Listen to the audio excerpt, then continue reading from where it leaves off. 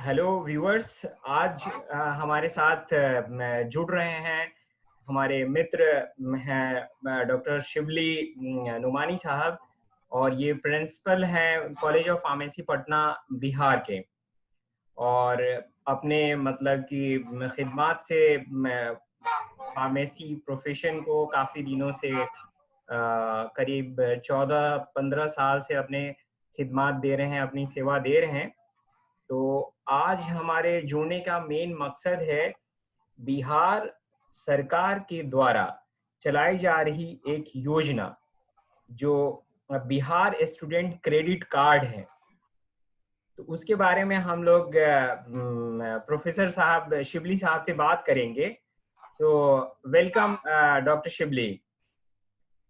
जी मसीहुद्दीन साहब, जी आपका बहुत बहुत शुक्रिया। आपने बहुत ही अच्छा टॉपिक चूज किया है, जो कि बिहार स्टूडेंट क्रेडिट कार्ड एक बहुत ही अच्छी स्कीम है जो बिहार सरकार द्वारा 7 निश्चय योजना के तहत चलाया जाता है, जिसका मेन स्लोगन है आर्थिक हल युवाओं को बल।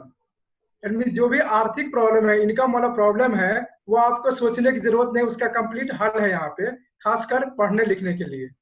ये योजना हायर एजुकेशन को सरकार द्वारा प्रमोट किया जाता है।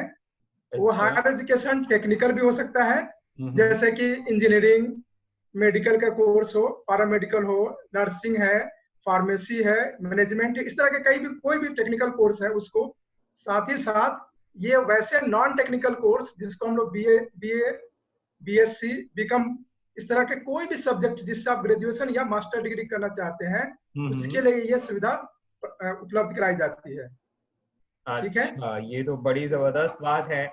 इस योजना के बारे में मुझे लगता है कि बहुत कम ही लोगों को मालूम है, और ख़ास तौर से हमारे बिहार के जो स्टूडेंट हैं, विद्यार्थी हैं, और जो माता पिता लोग हैं जो चाहते हैं कि उनके बच्चे अच्छा करें, और उनके पास पैसे की कमी होती है, तो वैसे बच्चे जी, आगे नहीं बढ़ पाते हैं। खास बात यह है कि ये किसी भी तरह का इनकम रेंज हो, आप हायर इनकम वाले हो या लोअर इनकम वाले हो, इसमें कोई फर्क नहीं पड़ता है। और खासकर इसमें कोई गारंटर की जरूरत नहीं है, जो कि आपको इनकम प्रूफ के लिए गारंटर की कोई जरूरत नहीं होती। हाँ, ये तो बड़ी अच्छी बात है, क्योंकि लोन में अक्सर ये होता है कि हमेशा बैंक को एक क्रेडिट दिखाना पड़ता है, सोर्स दिखाना पड़ता है कि आपके पास जो है ना जी क्या बैकग्राउंड है और क्या कुछ डॉक्यूमेंट सबमिट सबमिट कर सकते हैं। तो इसके बारे में जी हम विस्तार से जानेंगे। और हमारे पास जो है ना एक डॉक्टर साहब ने पावर पॉइंट प्रेजेंटेशन शेयर किया था। मैं चाहूँगा कि जी वो शेयर किया जाए। जी, मैं उसको शेयर करना चाहूंगा।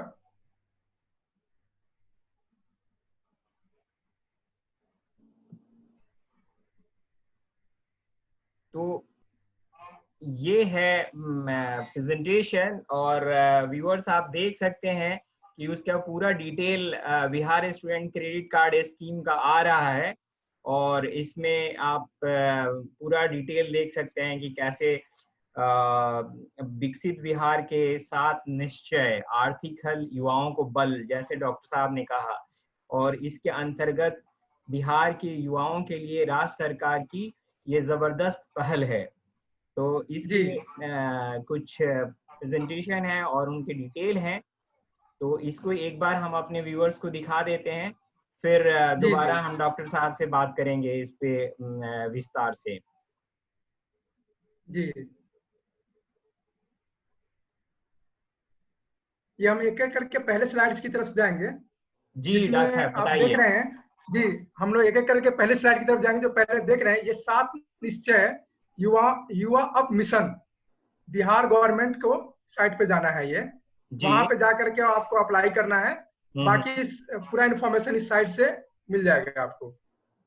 अच्छा। इस स्कीम को पाने के लिए हम्म। 2-3 क्राइटेरिया है। जो जो पहला है कि वो मूल रूप से बिहार का निवासी होना चाहिए। अच्छा, बिहार का रेजिडेंट होना चाहिए, मतलब कि कोई अगर बिहार का हाँ, नहीं है तो इस स्कीम के लिए अप्लाई नहीं कर सकता, आप ये कहना नहीं कर चाहोगे? सकता है। जी, दूसरी बात यह है कि वो बिहार का अगर हो, उसके साथ साथ वो 10वीं या 12वीं या उसके इक्विवेलेंट कोई भी डिग्री हम्म। बिहार से पास होना जरूरी है। अच्छा, बिहार बोर्ड से पास होना जरूरी है, आप जी, ये कहना बिहार चाह बोर्ड रहे से पास होना भी जरूरी है। हैं? हम्म। और उस एप्लीकेंट का जो भी अप्लाई कर रहा है उसकी उम्र, that is age limit, maximum 25 years है। अच्छा, मैक्सिमम 25 ईयर्स है, मतलब कि जी आपकी कहने का मतलब ये है कि अगर कोई स्टूडेंट लेट अप्लाई करता है और उसकी वो ग्रेजुएशन में, एज, जी बीए में अगर वो 23 साल की उम्र में एडमिशन लेता है, तो उसको 2 साल तक का स्कॉलरशिप 24 और 25 मिल जाएगा। 25 साल तक मिल जाएगा, लेकिन जी जी 26वीं जी, और 27वीं साल की स्कॉलरशिप उसको नहीं मिल पाएगी। आप ये कहना नहीं चाह मिल रहे हैं? पाएगी। जी जी जी, क्योंकि अच्छा। इसमें 25 साल से ज्यादा उम्र वाले को नहीं दिया आता है।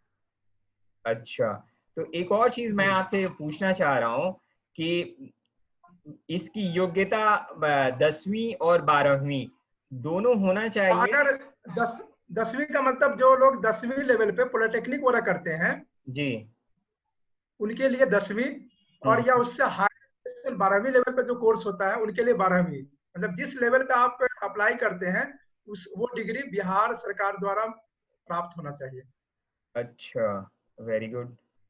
तो ये है, लेकिन आप ये चीज बताएं डॉक्टर साहब हमें कि जो भी विद्यार्थी हैं, स्टूडेंट हैं, हमारे तालिब इल्म हैं, वो लोग कैसे अप्लाई करें और उनको कौन कौन से कागजात देने होते हैं?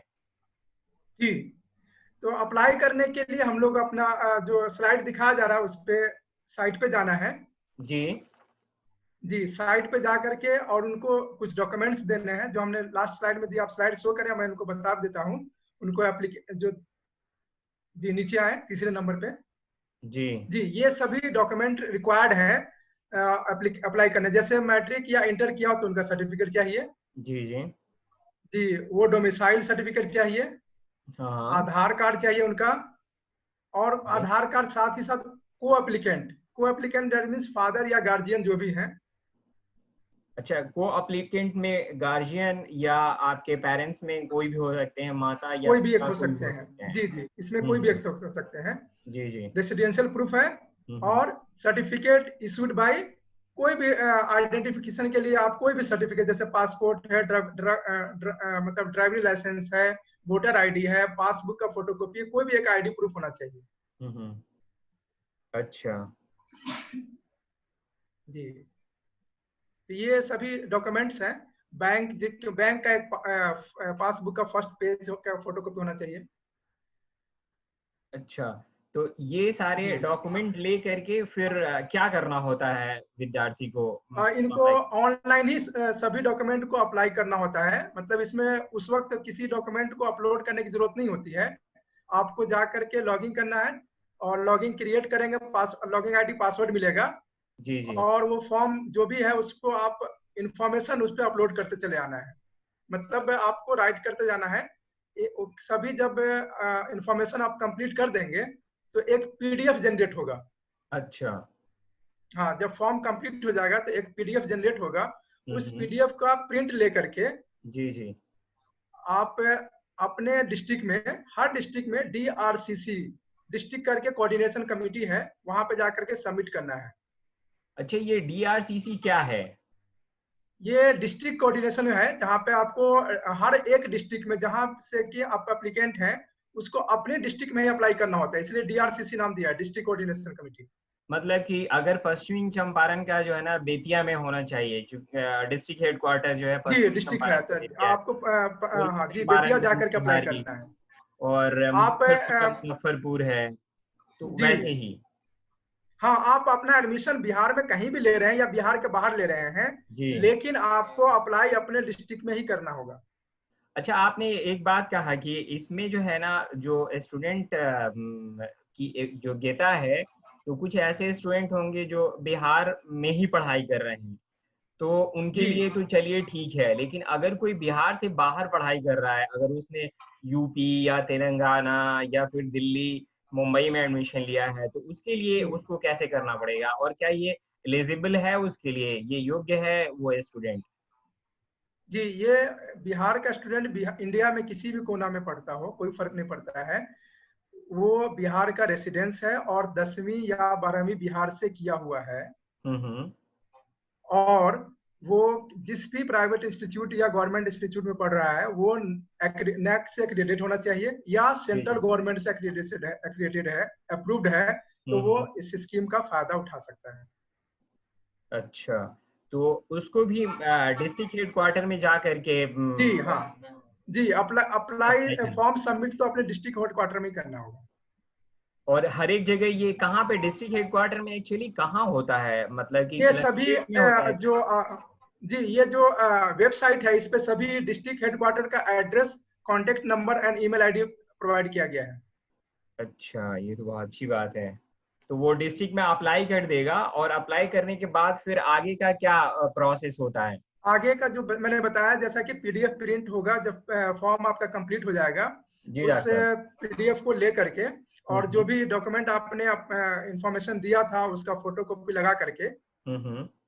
उसको आपको सबमिट करना है ऑफिस में जा करके, किसी भी दिन जो वर्किंग डे होता है जी जी। किसी भी दिन जा करके आप सबमिट कर सकते हैं। इसके लिए कोई बाउंड्री नहीं कि आप किस महीने में और किस वक्त सबमिट करें, किसी सालों में साल भर में कभी भी स्कीम में अप्लाई कर सकते हैं। ये अच्छा, मतलब टाइम इसमें बाउंड कोई नहीं है ये। टाइम टाइम बॉन्ड नहीं है, मतलब कि आप जी एकेडमिक टाइम ईयर बाउंड में नहीं है। पहुंच गए और उसके बाद कभी भी अप्लाई कर सकते हैं? हाँ आप अप्लाई कर सकते हैं। अच्छा, इसमें एक और सवाल ये आता है कि मतलब कि कुछ ऐसे स्टूडेंट हैं जो किसी भी कॉलेज या यूनिवर्सिटी में एडमिशन ले लेते हैं।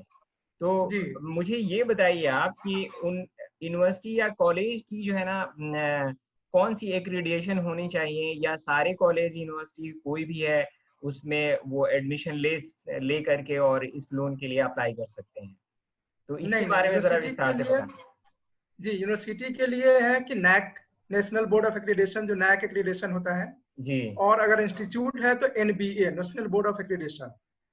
अच्छा। अगर कोई इंस्टीट्यूट है तो एनबीए होना चाहिए। हम्म। अगर कोई यूनिवर्सिटी है तो उसको नैक एक्रीडेशन होना चाहिए, या सेंट्रल गवर्नमेंट यूनिवर्सिटी है तो कोई दिक्कत नहीं है, अप्रूवल की कोई प्रॉब्लम नहीं है। अच्छा, अगर सेंट्रल सेंट्रल गवर्नमेंट का अगर है सेंट्रल तो इस तरह गवर्नमेंट का के कोई, हैं। जी हम्म। गवर्नमेंट यूनिवर्सिटी से कोई प्रॉब्लम नहीं, आप अप्लाई कर सकते हैं, उसमें कोई एक्रीडेशन का क्राइटेरिया नहीं होगा। तो अगर कोई प्राइवेट कॉलेज है तो उसके बच्चे हों तो वो लोग कैसे अप्लाई करेंगे?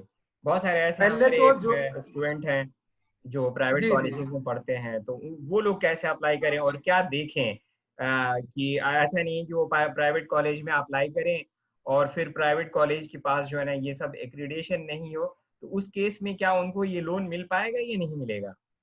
जी पहले सबसे पहले अप्लाई करने से पहले हमें ये स्टूडेंट को ये देखना है, इस वेबसाइट के ऊपर जो भी अप्रूव्ड इंस्टीट्यूट और कॉलेजेस हैं, यूनिवर्सिटी, सबका लिस्ट दिया हुआ है। अच्छा। हम्म। इसलिए आप जब भी आप कोर्स में एडमिशन लेने जाते हैं उससे पहले आप चेक कर लें कि जिस इंस्टीट्यूट में आप एडमिशन ले रहे हैं क्या वो इस साइट पे के इन लिस्ट लिस्ट जो है लिस्ट है उसमें अवेलेबल है या नहीं। अच्छा। इसमें जी होता क्या है, जो भी इंस्टीट्यूट है उन सबको अपना पहले इनरोलमेंट बिहार एजुकेशन का जो साइट है जी। गवर्नमेंट का, हाँ बिहार हाँ। गवर्नमेंट के एजुकेशन डिपार्टमेंट में, उसमें जा करके पहले इंस्टीट्यूट को खुद को इनरोल करना होता है। अच्छा, सो जब, वो जी प्राइवेट इंस्टीट्यूट हाँ भी जब अपने आप को इंस्टीट्यूट, इनरोल कर सकते हैं वहाँ जी पे? हाँ प्राइवेट इंस्टीट्यूट हो या गवर्नमेंट के इंस्टीट्यूट हो सबको पहले इनरोल करना होता है वहाँ पे। आप जी जो जी। उनका फॉर्म है अप्लाई करते हैं इंस्टीट्यूट, अगर हम्म। उनको लगता है सब कुछ क्राइटेरिया फुलफिल हो रहा है तो वो अपलोड कर देते हैं, उनको अपने लिस्ट में इंक्लूड कर लेते हैं। जब वो इस लिस्ट में इंक्लूड कर देंगे तो वेबसाइट पे आपको डिस्प्ले होगा कि कौन कौन सा इंस्टीट्यूट अप्रूव्ड है। फिर आपको उसमें कोई परेशानी नहीं आएगी। अगर जो इन लिस्टेड नहीं है उसमें अगर आप अप्लाई करते हैं तो आप रिस्क ले रहे हैं। अच्छा, तो वो रिस्की है, तो स्टूडेंट को थोड़ा ध्यान देना पड़ेगा, ध्यान से, जी कि एडमिशन लेने से पहले अगर वो मतलब कि अ, माली हालत ठीक नहीं है और फाइनेंशियली कमजोर बैकग्राउंड से आ रहे हैं, तो जी उस तरह के विद्यार्थियों को, स्टूडेंट को चाहिए कि वो लोग जो है एक बार जांच परख कर लें कि वो सब जी जी बहुत सही, इंस्टीट्यूट जी लिस्टेड है बहुत सही कि नहीं। बता आपने। जी। कहीं भी एडमिशन लेने से पहले उसका पूरा बैकग्राउंड जानना चाहिए कि कौन सा इंस्टीट्यूट है, क्या अप्रूवल है, और क्या ये स्टूडेंट क्रेडिट कार्ड अगर आप प्लान कर रखे हैं तो आपको उसके साइट पे क्या वो इंस्टीट्यूट इनलिस्टेड है, ये जानना जरूरी है। अच्छा, ये तो बहुत अच्छी बात हाँ बताई आपने, और ये डिटेल जो है ना काफ़ी अच्छा रहेगा, और स्टूडेंट हमारे व्यूअर जो स्टूडेंट हैं उनको कैरियर प्लान करने में भी आसानी होगी। तो जी, एक और चीज आप इंस्टीट्यूट चुनने में बताएं। भी आसानी होगी। जी। जी इंस्टीट्यूट डॉक्टर। को सिलेक्शन करने में भी आसानी होगी। जी जी जी, उसमें भी आसानी होगी। एक और चीज जो है ना, मैं आपसे जानना चाह रहा था कि बिहार स्टूडेंट क्रेडिट कार्ड योजना के तहत ब्याज दर कितना है, और इसमें जी बच्चियों के लिए जी क्या कोई गुंजाइश है, जो जी हमारी जी जी मतलब कि वुमेन हैं उनके लिए क्या है, मतलब कि औरतें हैं, वुमेन हैं, उनके लिए क्या जी कुछ गुंजाइश है, तो इसके बारे में बताएं। ब्याज दर जी कितना बहुत है, अच्छा कब जी रिटर्न बहुत अच्छा करना होता है। सवाल। जी बहुत अच्छा सवाल आपका है, जी क्योंकि जी ये स्कीम 4 लाख तक गवर्नमेंट देती है।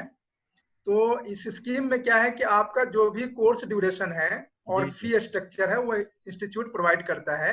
हम्म। उसको अप्लाई करने के वक्त जब हम अप्लाई करते हैं, तो जो छात्र हैं, दैट मीन्स मेल कैंडिडेट हैं, जी जी। उनको जो लोन मिलता है उनको 4% इंटरेस्ट रेट के साथ मिलता है।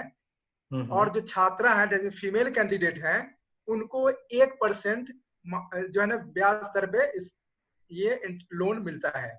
आप ये कहना और चाह रहे हैं कि सबसे सिर्फ 1% जो बच्चियां हैं हमारी, जो वुमेन हैं उनके लिए 1% ब्याज दर है।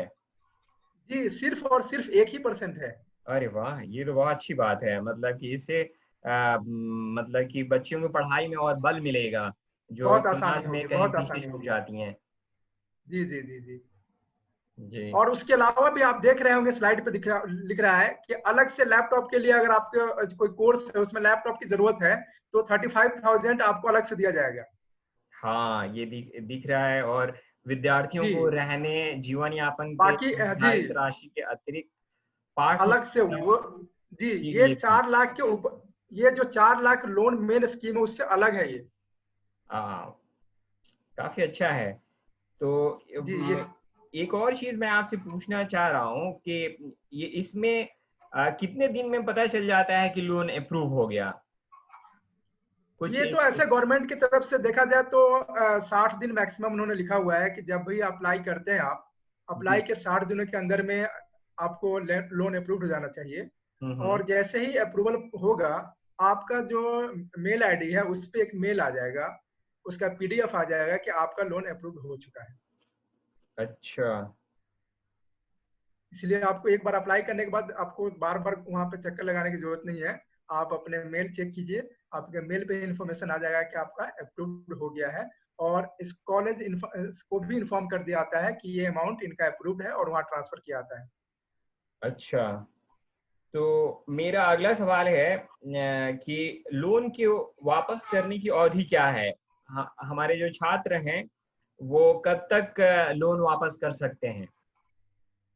ये भी अच्छा सवाल है, क्योंकि ये जो जितना भी आपका कोर्स ड्यूरेशन होता है, जी जी हो सकता है कोई कोर्स 4 साल का हो, कोई 6 साल का हो, या 5 साल का हो, जो भी डिपेंड करता है। 3 साल जी का जी। भी कोई भी कोर्स ड्यूरेशन है, उस ड्यूरेशन प्लस 1 ईयर, प्लस ये 1 ईयर। कोई भी जी कोई भी कोर्स ड्यूरेशन अगर थ्री थ्री ईयर्स का है तो +1 ईयर 4। अगर कोर्स ड्यूरेशन 4 है तो +1 ईयर, दैट मीन 5। और ऑलरेडी 6 ईयर का है तो +1 ईयर, दैट मीन्स इतना साल तक आपको इसमें जो इंटरेस्ट रेट लिखा हुआ वो नहीं लागू होता है। अच्छा, इंटरेस्ट लागू नहीं होता, उसके बाद होता है। जी उसके मतलब कि बाद लागू होता है ये। कोर्स ड्यूरेशन +1 ईयर, है ना। जी कोर्स ड्यूरेशन +1 ईयर के अच्छा। बाद ये इंटरेस्ट रेट लागू होता है। और कोई टाइम लिमिट नहीं है कि आप कब तक इसको रिटर्न करेंगे, लेकिन रिटर्न। आप जैसे आपकी सहूलत उसके हिसाब से धीरे धीरे आप रिटर्न कर सकते हैं। हाँ, लेकिन मैं अपने व्यूअर्स को ये बताना चाहता हूँ कि लोन के मामले में जैसे जो कोर्स ड्यूरेशन है +1 ईयर से जो है ब्याज शुरू हो जाएगा, तो कहने का मतलब है कि अगर आप नहीं नहीं, इस हम्म, ड्यूरेशन में कोई ब्याज नहीं लगेगा। मतलब उसके बाद जैसे आप जो जी है कोई बी फार्म का कोर्स कर रहे हैं, जी तो बी फार्म का कोर्स कर रहे हैं तो उसमें 4 साल के बाद जो है, और प्लस 1 साल के बाद से ब्याज लगना शुरू होगा उस अमाउंट पे, जी जैसे आपने 4 लाख जी लिया है। सही बताया आपने। तो मैं अपने व्यूवर्स को कहूंगा कि चूंकि लोन जो है तो लोन होता है और आपको ये ऋण चुकाना ही होता है। तो मैं आप लोग कोशिश करें कि मेहनत करके बहुत पढ़ाई करें, और एक टैलेंट के थ्रू जल्दी से नौकरी पा करके, और मैं सरकार को जी भी ये पैसे जल्दी जल्दी वापस कर दें, ताकि ये पैसा जो है ना आगे रोटेशन आने वाले को में, फायदा होगा। जी आने वालों जी, को आगे फायदा आने होगा और वाले को रोटेशन सरकार में आसानी रहेंगे। से लोन दे सके। जी, तो सरकार को भी आगे इस तरह के काम करने में बल मिलेगा जी जी और जी जी सबके लिए अच्छा होगा और मनी रोटेशन में आएगा। तो ये जी बड़ी जी अच्छी बात है। हाँ, सरकार को एक्स्ट्रा बर्डन नहीं पड़ेगा, आसानी से वो लोन को और ज्यादा अमाउंट बढ़ा सकती है या ड्यूरेशन भी बढ़ा सकती है और ज्यादा से ज्यादा कोर्स को ला सकती है, जबकि ऑलरेडी बहुत सारे मैक्सिमम कोर्स हैं ही, फिर भी और भी हो सकता है कि इसको और चीजों को प्रमोट करे सरकार।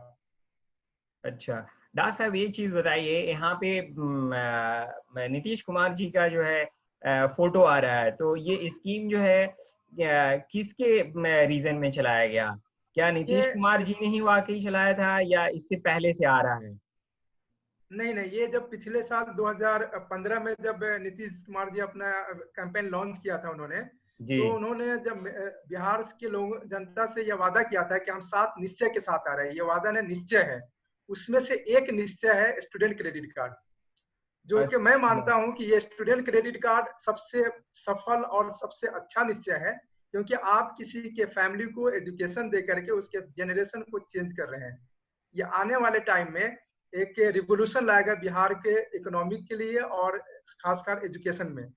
तो ये आप कहना चाह रहे हैं कि ये निश्चय में से नीतीश कुमार ने इस निश्चय को पूरा किया? जी, निश्चय को निश्चित निश्चय तरीके से लागू किया है ना, 100% इम्प्लीमेंटेड है। ईमानदारी के साथ। हाँ, नीतीश जी कुमार जी के बहुत सारे ऐसी पॉलिसीज हैं जो मतलब कि अच्छे हैं और ये पॉलिसी तो वाकई मतलब कि अगर देखा जाए तो कैसे जो है जिंदगियों को बदलने के लिए और इस तरह की जी योजनाएं, क्योंकि मुझे मालूम है बात कि मैं खुद पढ़ाई कर रहा था और मैंने कोशिश किया था बैंक लोन के लिए, तो बहुत पापड़ जी बेलने पड़े थे और नहीं मिल रहा था। लेकिन आज जी जो है इस तरह के हल हैं, तो ये मतलब कि नीतीश हाँ, कुमार जी को बहुत अप्रिशिएट मुश्किल करना होता है, चाहिए। बहुत मुश्किल होता है, और गवर्नमेंट आप जानते ही हैं कि जो बैंक का लोन इंटरेस्ट है वो इतना ज्यादा है कि आप अगर मिल भी जाता है तो उसको आप बहुत मुश्किल है उसके लिए आप उसको बेयर करना, क्योंकि वो जो गवर्नमेंट बैंक जो लोन देती है, जैसे ही सैंक्शन होता है तब से ही इंटरेस्ट चालू कर देती है वो।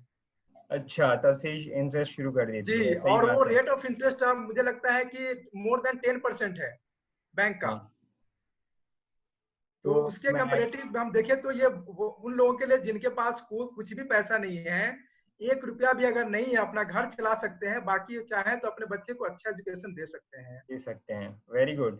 जी तो thank you very much doctor साहब आपके टाइम के लिए, और आपने बहुत ही जी, अच्छा आपका भी बहुत बहुत शुक्रिया, क्योंकि आपने इतनी अच्छी मतलब स्कीम को लेकर के, और खासकर अच्छा इन्फॉर्मेशन जो कि बच्चों के लिए ही नहीं, साथ साथ गार्जियन का जो टेंशन होता है पढ़ाने का, उसको सॉल्व करने की कोशिश की है।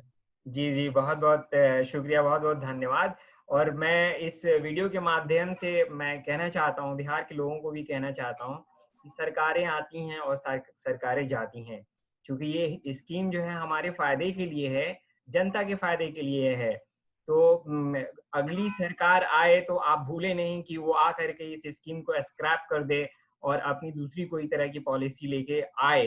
तो इसके लिए जो है ना हमें अटल जी रहना पड़ेगा और इससे जो है ना सवाल पूछते रहना होगा अपनी सरकारों से, आने वाली सरकारों से। जी जी जी तो जी जी बहुत-बहुत धन्यवाद डॉक्टर साहब। जी, आपका भी बहुत बहुत शुक्रिया मसीहुद्दीन साहब। Thank you very much. Thanks a lot. Thank you.